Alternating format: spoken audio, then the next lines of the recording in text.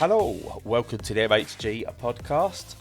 As usual, life could be a little bit miserable, a little bit dark, so we're here hopefully to bring you some joy and a little bit of light to this dark, dark time. So as usual, joining me is Stu. Hi Bradley, how you doing, Stu? Not too bad. I've not been blown away by Storm Ciaran yet, so count that as a positive. Yeah. Oh, yeah, Storm Ciaran, well done for saying the name right, because news reporters that have been butchering the name Ciaran. I've heard, I don't know where it is, what it's like on your local news up there, but I've heard Ciaran. What?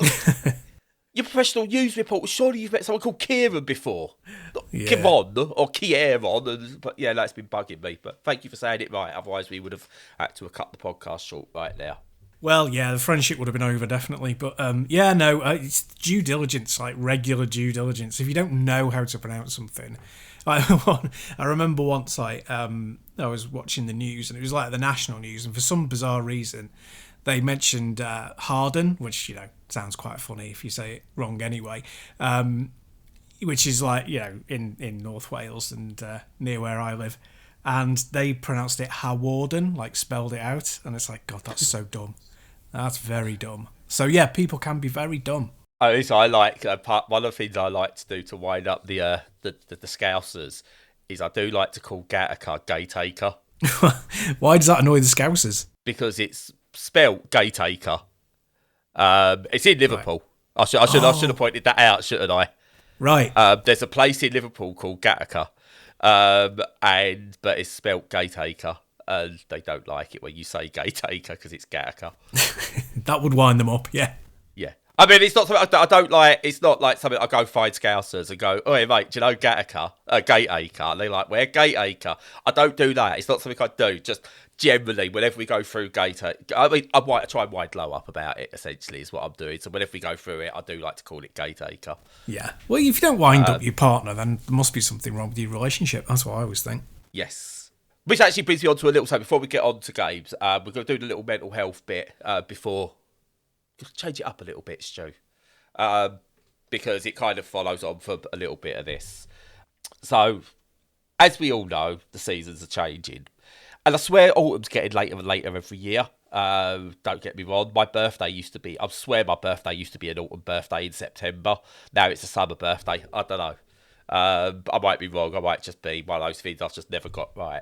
But anyway, we've had probably the last 2 weeks, would you say, a big weather change? We've actually got the coldness, the wet, the wind, everything, all that, as we're talking about storms. So, which brings with it, and I'm still, it little bit gets to me that it's still considered a novelty thing, really. But sad, seasonal affective disorder. People still mock that somewhat. I think it's the worst acronym for people to take something seriously. And I'd much rather it wasn't given an acronym or was something different. But anyway, seasonal affective disorder. I've been really hit by it this last couple of weeks. My mood swings have been all over the shop. Now, I don't know. I mean, I feel I'm getting affected by it more this year than I have other years. I don't know if that's because of the state of the world. Whether that's because I've been more accepting of my autism and my ADHD and I'm unmasking more. I've also run out of my sertraline, not citralopram, but I've been off that for years now. My sertraline, I've been off that for for about a week because we forgot to put a prescription in. So I don't know if it's a whole series of things, but listen, right, if someone is getting a bit short with you or they're not reacting in the best way, and just speak to them. Try and ask them.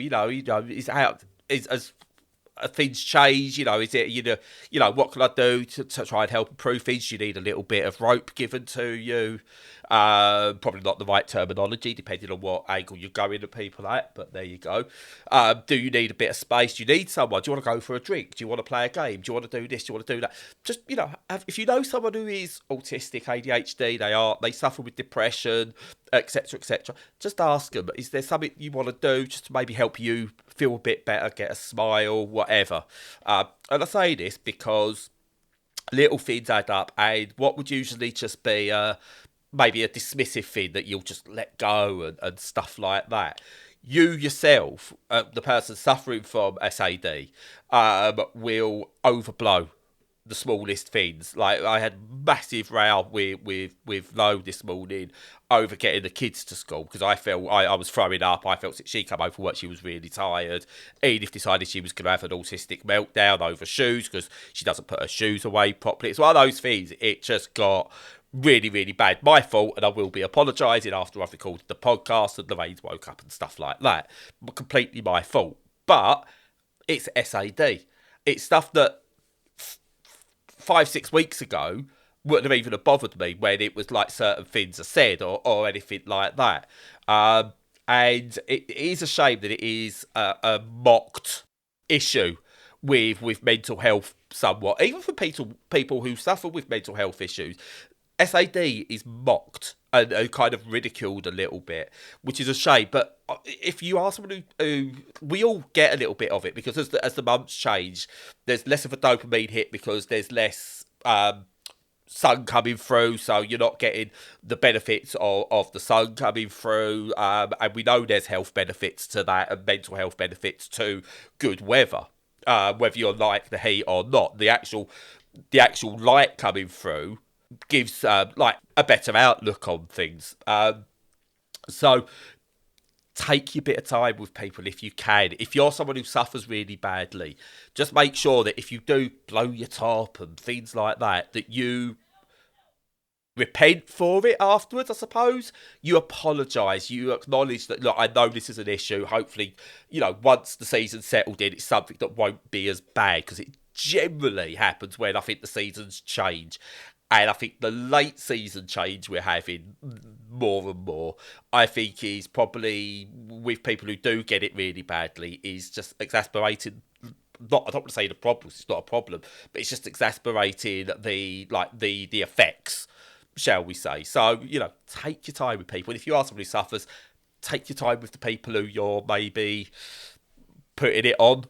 But yeah, just wanted to say that because I was a prick earlier. A massive prick, and that's not fair on the people you live with. I think you're probably right. I think that, autumn coming in and they're bringing with them these horrible storms, it's probably making it quite bad, maybe worse than it has been for quite some years for people. Yeah. And yeah, if you need to get one of those, SAD lamps, even if you think you might be affected, try and get one. I think you can get them for dirt cheap these days. So yeah, I know, cost of living and everything, but yeah, have a look into them if you think that you might be impacted. Yeah, and be patient, like you say, be patient. Yeah. And to go fully acronym, that's a bit of a PSA from us. Yeah, to start nice. the episode as we move into post Halloween. We're into the worst season now. Well, we're into the commercial holidays. Yeah, the last fun kind of bit has gone now with Halloween and got nothing till Christmas. Well, I suppose it's bonfire night, but I don't know. It's not really exciting, is it?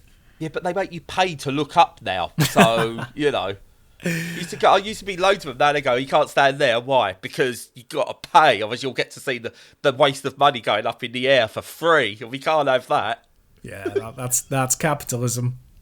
Yeah. Charging you for the air soon. They probably do in some places. With all that going on as well, I've got to say Halloween was brilliant. Edith went as a dead footballer. Nothing gruesome, a zombie footballer, I should say, because otherwise that's a bit more gruesome. Yeah. So, but she went as we called her, like, one of her players that plays for Liverpool is called Emma Visto, and Edith called herself Emma Zombie Visto. We put it on Instagram, and Emma Visto liked it, which was really cool, which Edith loves when stuff like that happens. Brilliant. So, not that any celebrities or famous people listen to us, I mean, they might. If your fans reach out in any way, just a little acknowledgement is sometimes all you need. It's brilliant. It really makes them feel good about themselves. Yeah, absolutely. Yeah, so my sad niche aside, what sad niche games have you been playing? So, to start off with, I've been playing what I think has come in very late in the day. It could well be one of the games of the year. Okay. Well, the game of the year. But I'm not going to talk about that to start with. You have to listen a bit longer. Okay. I've been playing very niche title actually that is from the modders, the people who modded Slay the Spire and made Downfall, the Slay the Spire mod that was really popular for a little bit. Right. And they've gone on and done their own game called Tales Tactics. Right.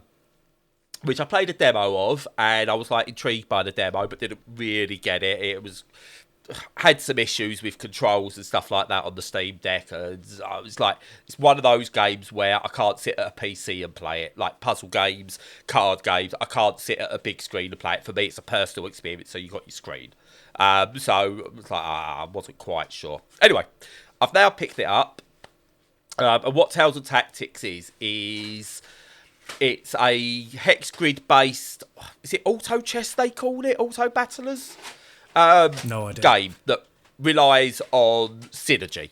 So one of the big things of Slay the Spire was synergy effect. So you would play your cards and you try and get cards that complement each other, and so on and so forth. And what they've done is they've built a new game around a slightly new genre that relies completely on synergy. So what you do is you get your battlefield, which is hex based, and it's kind of like a chessboard layout, but with hexagonals. Hexagons, rather than squares. Yeah. And what you do, the enemy play their units in certain spots. You play your units in certain spots. You give them power ups. You try and get units to complement each other to create synergy. The enemy or your opponent will do the exact same. And then you press fight, and basically for a couple of minutes, they fight. And whoever's got the best setup wins. Now, it's not just a case of going, I've got more powerful characters than you, that I can put down. And you can't just go, I'm just going to bombard the board with 30 different characters while you've only been able to put down 4. There's a limit to what you can put down.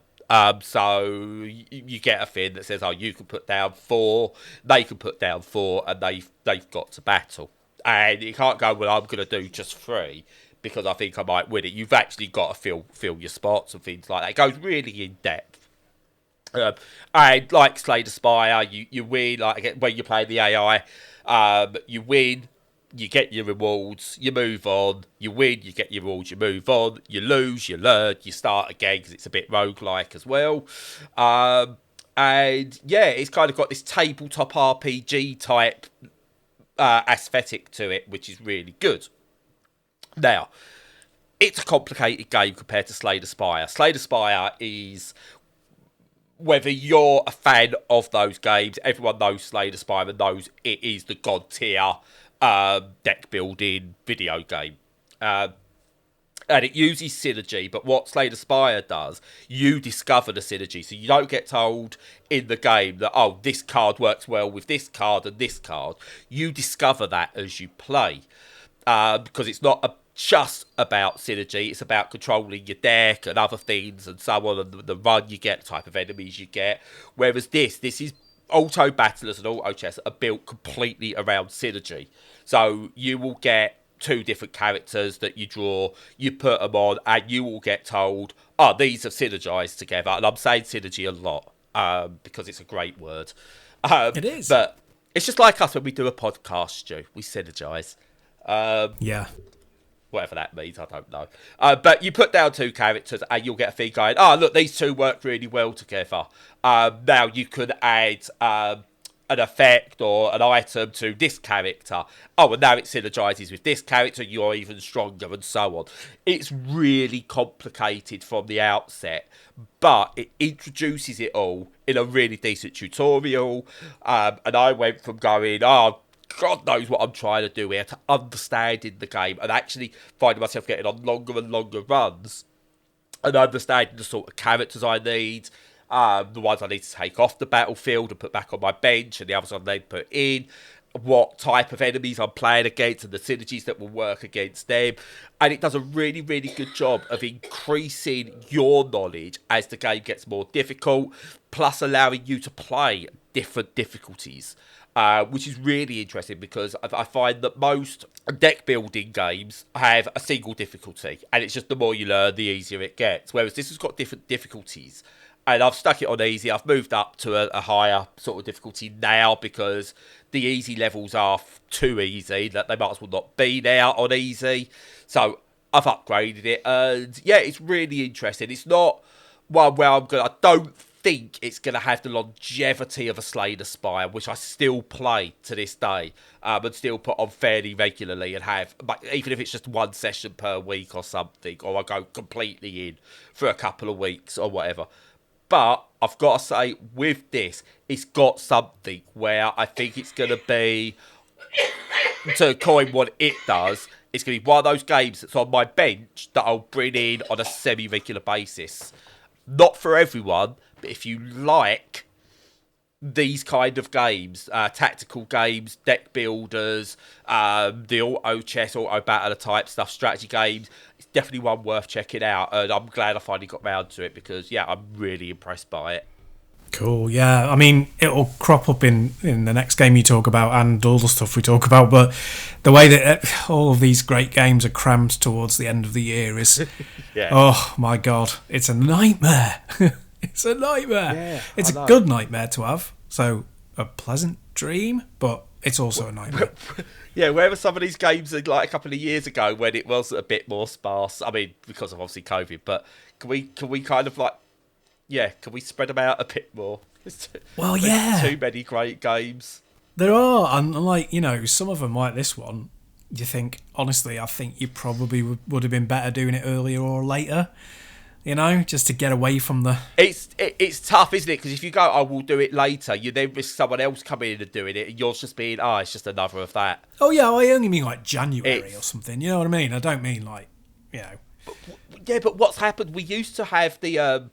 like the months where it was really quiet. Now, if you're into your AAAs, you still have your periods. You're like, November's stacked if you're into your AAAs. If you're into your indies and your niche titles, there's no break. There really is no break across the year. That's true. But yeah, it's really, really good. I know it's not your sort of game, Stu, so I'm not going to go, what's your fault looking at it? Because your fault's looking at it going, yeah, I'm not touching that. It's roguelike. Yeah, you know me too well. Yeah, it's got, you look at the tags for it, you just go, yeah, no, that's out. That's every single thing that I don't like. It's out. That's right. And I genuinely try. I'm not just like, I don't like that genre, I'm never trying again. No, and we will discuss this another time, but yeah, there's genres that for some people just aren't there whatsoever. Yeah. Right, before I let you get to your one that you've got, very, very quickly, I played a demo. And again, this is something that I'm not even going to try and sell you on this, Stu, because I know it's not your type of thing. Fair play. But it's called Planetiles. It's like what's that thing where you squash two words together? I know it's got a proper term where you take two different words, put them together to make a thing. That thing. Yeah, I know it. But I'll remember it. You carry on. Go on. Onomatopoeia or so. It's not an onomatopoeia, but it's one of those types of words. But anyway, it's called Planetiles or Planetiles. Which basically with this, it's a city builder on a planet, around global planet, not a flat Earth.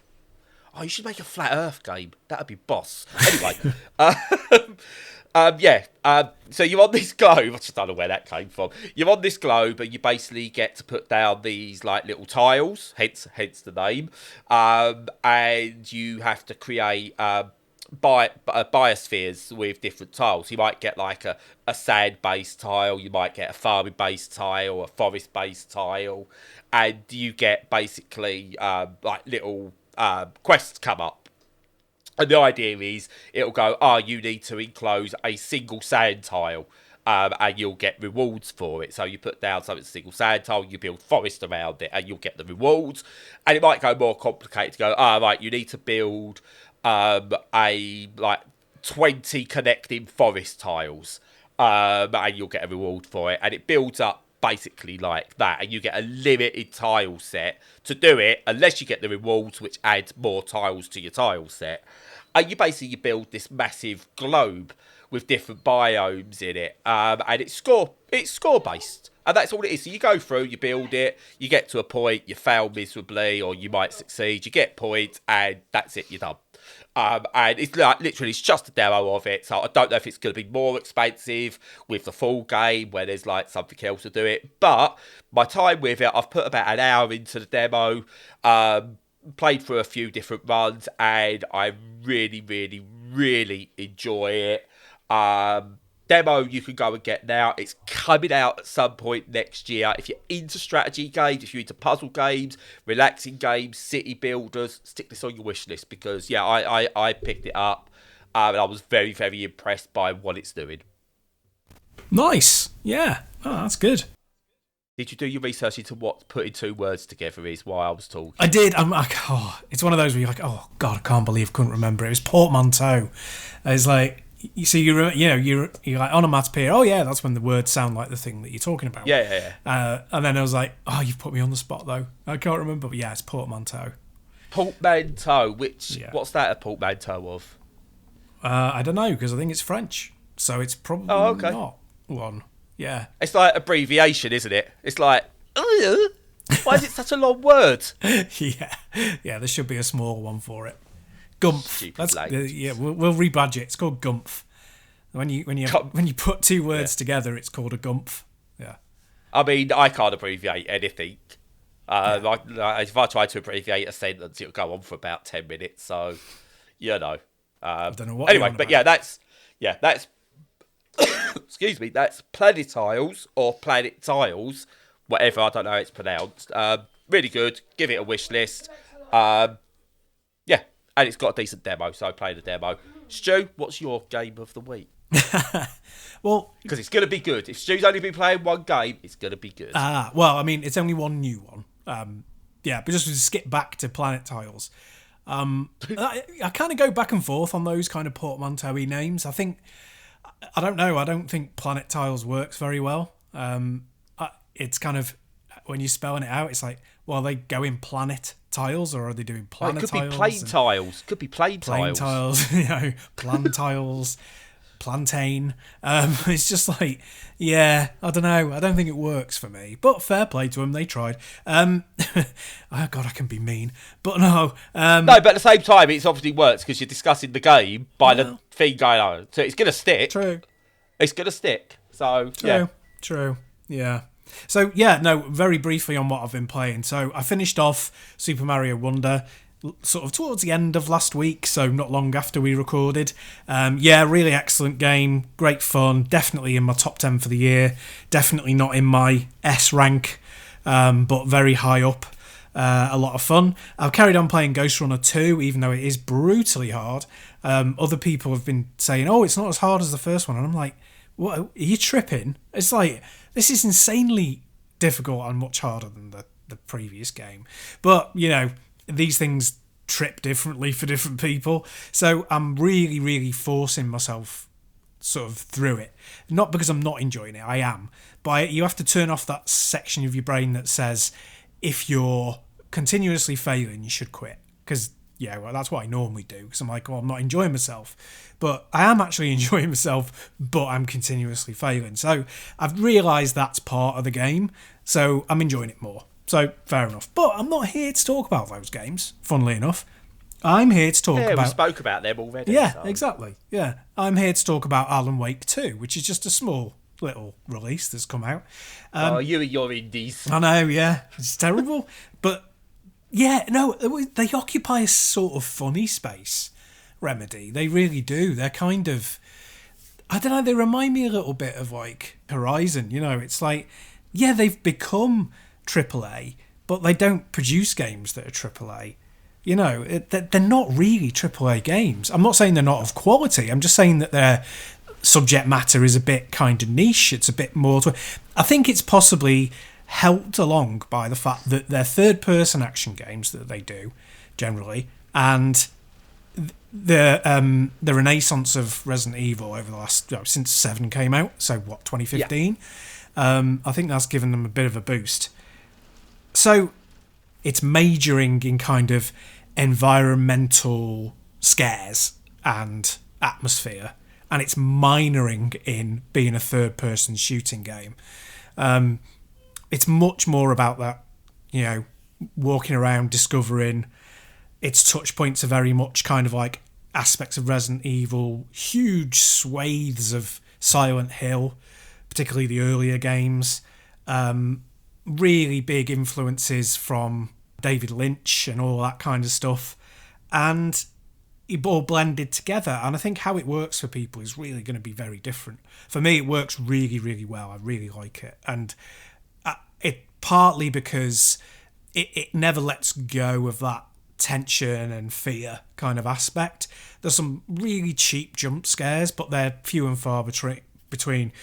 Mostly it's about atmosphere building and about, you know, making you afraid for the character's sanity, and I mean that in the plural, not the singular. So you play as two, this is not a spoiler, you play as two different characters, obviously Alan Wake himself and a character called Saga, and they're kind of different, and they're very strong characters, very well depicted, and from different angles as well, which I won't go into too much, but, you know, about the way that they're represented and how they're fixed in reality.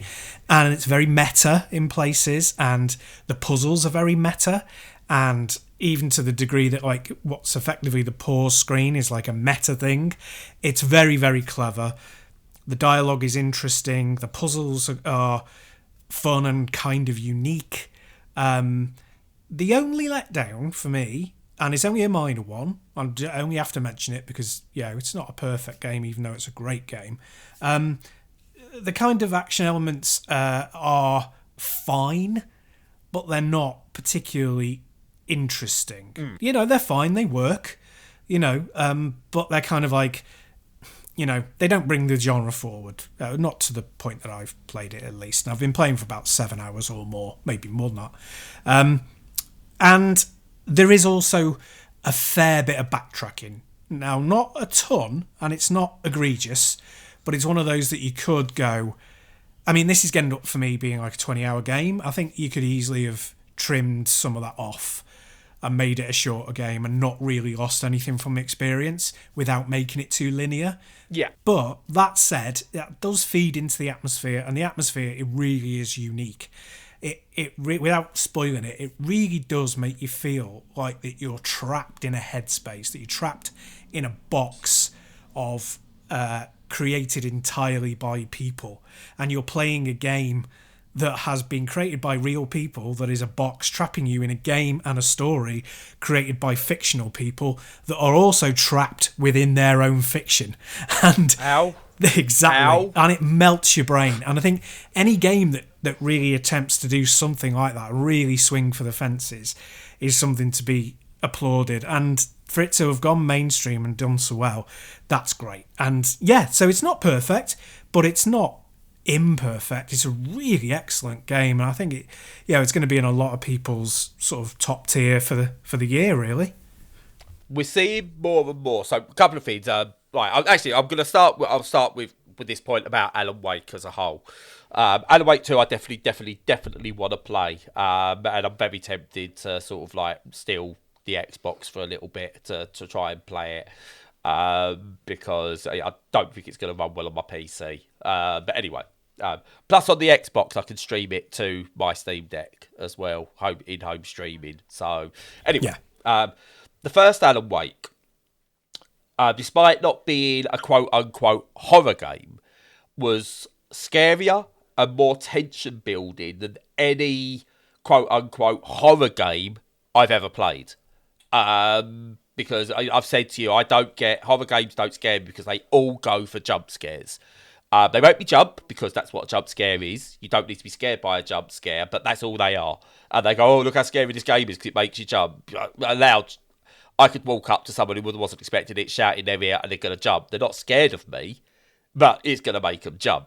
So I'm all about what's the atmosphere? What internal dread can you make me feel?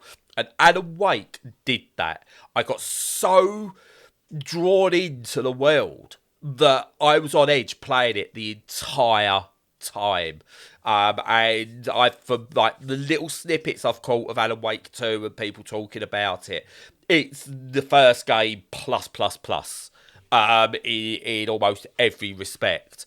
and I can't wait to play it. But the other point I just want to make before I let you sort of maybe cover a bit more about it is we've seen this year what happens if you let a good developer cook.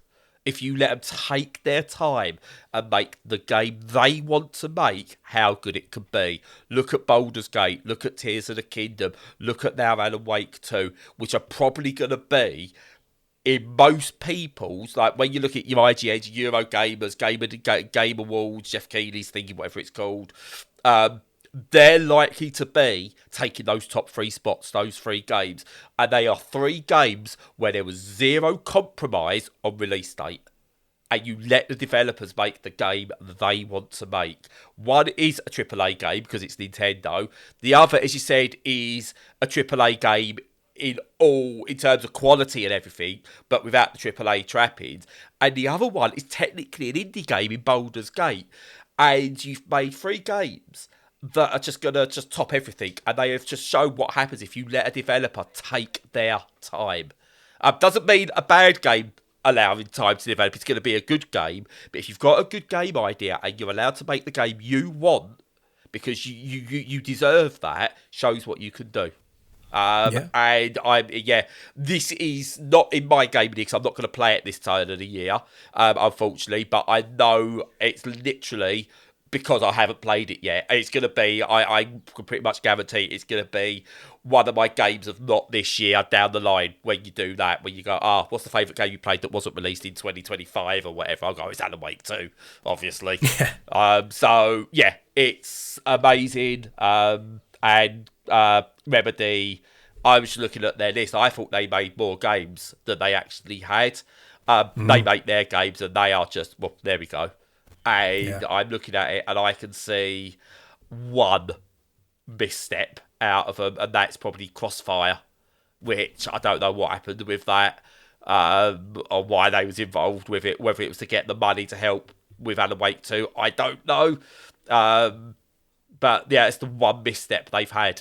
They just knock it out the park every single time. Even if you might not particularly like that game, you can't lie about the quality of like Quantum Break and Control, the 2 Max Payne games. You know, American Nightmare. Let's not forget that was a completely different game set in the exact same world and still hit. It was an XBLA game and it still hit so well. They nail it. But anyway, sorry, I took over. No, that's all right. The only thing I've left to say really is to just briefly mention the visuals, the graphics. You know, it's like, there's no point building an amazing graphics engine if it's not in service of the plot, because there are so many beautiful looking games that, you know, it's not about that. And you can produce something, you know, lovely looking like, you know, that Teams and Tactics, whatever it's called, on a shoestring budget. And it's about the aesthetic. And they really have used their money, their expertise, and the power of next gen to do something really quite unique with how it looks. And it's very difficult to describe why it works so well, but it really is to do with how much they've baked into the game that just works. And just it's kind of like going, like, if I'm going to do an analogy, it's like moving into say you moved into like a new build house that had been expensively decorated versus moving into a wonderful old mansion that didn't have any decoration. It's more like the mansion thing in that, it's beautiful, but it's beautiful at its bones. It doesn't need, because it's been built so well from the ground up, you don't actually need much peripheral stuff on top of it to make it lovely. So it's not a game that, like, you build in Unreal Engine 4 and you can add ray tracing, and if you stick ray tracing on, it looks a bit more next gen. It's not like that at all. So you can stick this on its lowest settings, and its lowest settings on PC exceed like the highest settings on most games. So it's not, it doesn't actually cripple your PC. It hasn't crippled mine, and mine's very much mid-range these days. And I was even able to dial some stuff up after I realised I was still getting 60 frames per second. It just uses the things that your computer does properly as a basis, rather than saying we're going to put all this extra heavy computational stuff on top of it. So its base level, it looks incredible as well, but in a way that is about the atmosphere and not just about trying to impress you. Yeah, but yeah. So it's my game of the year of games I've not played this year. Well, go on then. What's your final one of today then? So, unless something really amazing happens in the next month and a bit, my game of the year is the Talos Principle 2. I've had this game for a couple of weeks now, not to brag. I was sent a code for it on just on the off chance, and they went, "Oh, are you doing Talos Principle 2?" But yeah, we'll sort you out a code. Now I was like, "Oh my god, yes, please." Yep. So let me just say this. What's your number? Like, it's definitely up there. Portal 2 is one of your favourite games of all time, isn't it? Oh yeah, definitely. Yes, definitely. So this is to Talos Principle what Portal 2 was to Portal. Whereas Portal was a sort of tech demo originally, but had this interesting story behind it. So it was an experimental, not a tech demo, was it? It was an experimental game that they threw into the orange box originally, wasn't it? Because they thought, "Oh, look at what we could do," and like with the engine, and like there's this idea. What do you think of it? Yeah. But then it had this interesting story that wasn't in your face because it was mainly about the puzzles, and the story was kind of like an interesting thing if you wanted to look for it.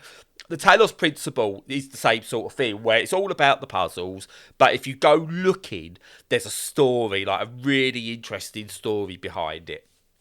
Now, the Talos Principle had some issues with accessibility.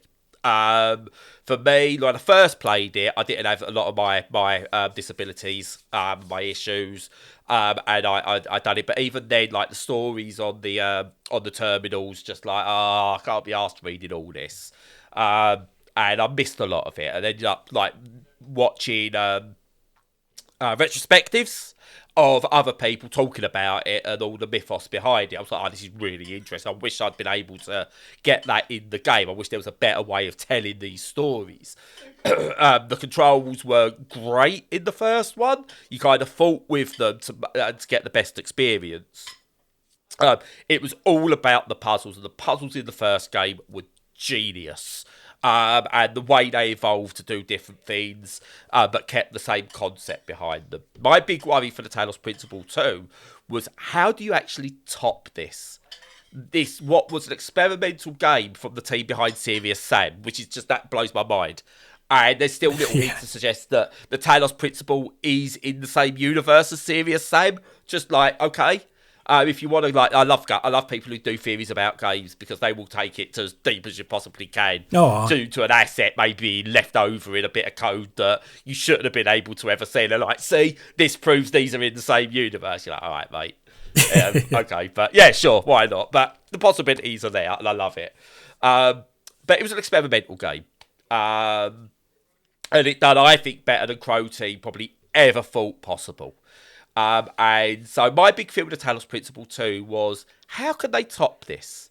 How can they actually top this with the puzzles and everything without it just being more of the same? Because, and this is where the Portal 2 comparisons come in, Portal 2 is essentially more of the same in many, many respects. But then it adds layers as you go that keep it the same but make it feel fresh. So you get like the expulsion gel and stuff like, I'm probably using the wrong E word there, but you get the different gels that you use to make you go faster or stick or bounce and stuff like that, along with your portals and your other things, and it's just like the possibilities in that game are amazing. I've got to play it again. I've got to play Portal 2 again. But anyway, this does that, essentially. It takes the core concepts of the first game, puts them into it. So literally the first couple puzzles you do are literally Talos Principle puzzles, where you jam a thing, you jam at one of the doors, and then you go to get something, jam another door, go get something, and then you complete the level, off you go. And it even has, and this is what I'm going to get into it just a little bit deeper as I go, but it even has that you collect the Tetromino at the end, at the first few levels. And you're like, oh, this is really cool. It just takes you back into more of the stuff. It's just like, you're straight back in. and you're in. And then you kind of like, and this is not spoilery because otherwise you've not played the game. But you do it, you complete that, and then you're taken into the actual game. Literally, it uses the Talos Principle as a tutorial to the main game. And I was like, oh, it's so good. It's very really good. nice. It's really clever. Very good. It's like, it assumes you've played the Talos Principle. So if you've played the Talos Principle, you're going, oh, jammer. Unjam that, get that, unjam that, get that, collect the piece. Like, you do that, and then it gets a bit more. You're like, done it, off I go. Yeah, this is more the same. Really enjoy it. You get to the end of it, you go through your final gate that you unlock, and then you get taken into the actual game. And what this does, it's brilliant. This is what Portal 2 does.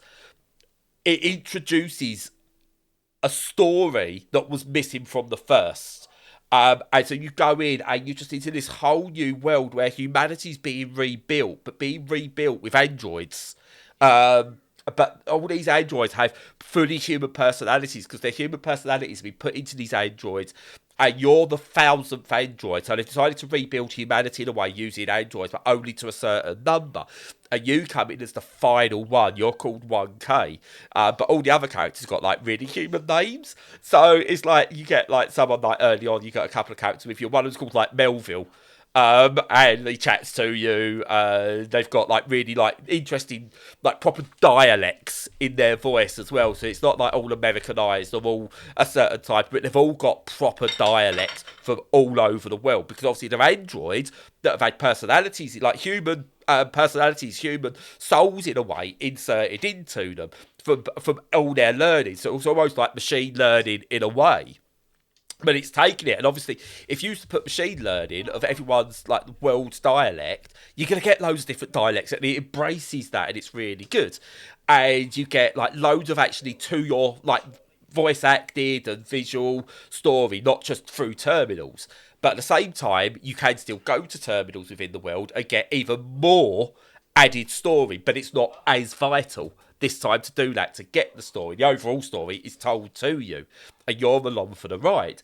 But it's still got this amazing freedom. Yes, it's got this story that's told to you, and it's visually impressive, and there's character to it that wasn't there before, and it's just like built up. But like, in a way, I'm going, oh, this is going to be quite linear, isn't it? And that's my issue. I feel this is going to be fairly linear. And that might take away from it. Because the thing I loved about the Talos Principle was you could kind of go and do it in any order you wanted, but in a kind of structured order, because you had to get all the pieces to open a gate. So there was that structure, but it was very open. And I thought, are they going to take away from that? Nope. It's completely open. So you go into different biomes, and you do your puzzles. So you go to essentially different sort of like puzzle rooms. You do your puzzles, and then you get tetranominos. But this time you use those to build physical bridges. So not just like you kind of move them about on a grid to open a gate. You have to build physical bridges.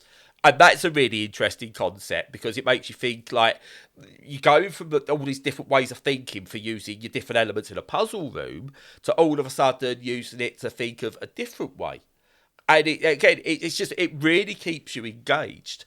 And one of the big fears, again, I think people had was, there was loads of discovery in the world, like loads of like real like puzzles that weren't puzzles in the game, and like discover these things, mysteries and secrets. That's all there. I happened upon one really, really early. And technically, I'm gonna say actually. Are you bothered about a minor spoiler? No, I'm not. No. Right, okay. So for anyone else, Stu, you timestamp this where you edit. Spoiler coming up, and Stu will let you know how long to skip, depending on this. So there's the outside the puzzle room outside the puzzle room secrets and mysteries. And I first realised when I happened across one in the second world.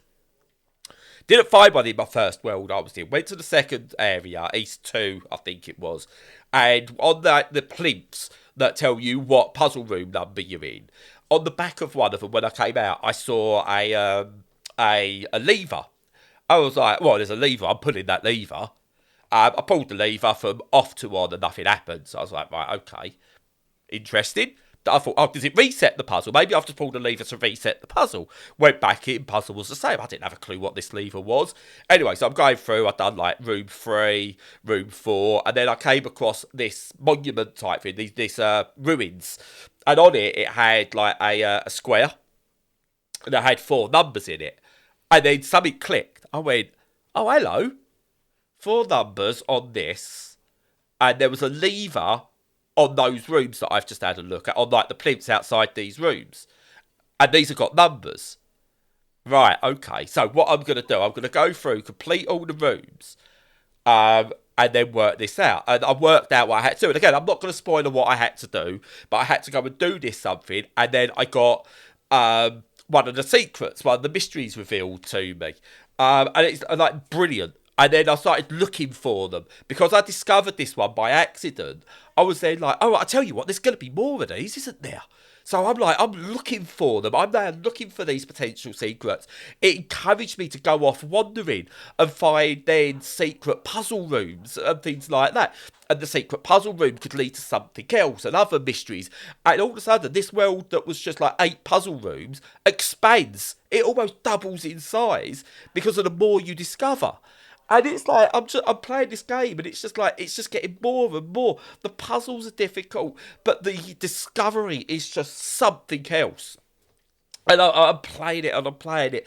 And I'm sort of like, I've had puzzle rooms where I've gone in, I've seen it, I've gone, right, okay, bang, bang, bang, bang, done. 2-3 minutes and I'm done. I've had other rooms where I've spent over an hour in one room. Working things out, trial and error, actually understanding what I've got to do, but how do I do it? That's then the question. And I've not been in there going, oh God, I'm going to skip this. I've got the option to skip a puzzle. When you do these moves, you can get, you can unlock little things, little hint things that allow you to then go into the room, press a button and go, look, do you want to skip this room? And use one of your knives, let's call it, or whatever it is. Anyway, little flames and things. And you can skip it. But not once have I wanted to skip a level. And I can lose hours to it already. I've barely scratched the surface, Stu. I'm really in about like world 4, I think I've just hit. But it's not like, I don't feel I've got anything out of this game and it's slow progress. It's me. I want to be in this world and I want to look for what's going to give me that next hit. And the story is told at a pace, a really well pace. It doesn't stop you playing the game. It's done in your ears through exposition and people talking to you. And if you really wanted to, you can ignore it. You don't have to do it. You can just concentrate on the puzzles. Honestly, what they've built here is just the most amazing, brilliant, well put together experience that takes the first game and just sends it into the stratosphere. It is, without shadow of a doubt for me, I thought I was going to have something like Baldur's Gate as my number 1 game, and Baldur's Gate is brilliant. But this is head and shoulders above anything else I've played this year. So, did you like it then? No, it was alright. So, on that, I went on. All of you, go play Talos Principle 2 now. And to let you do that, I'm going to shut up.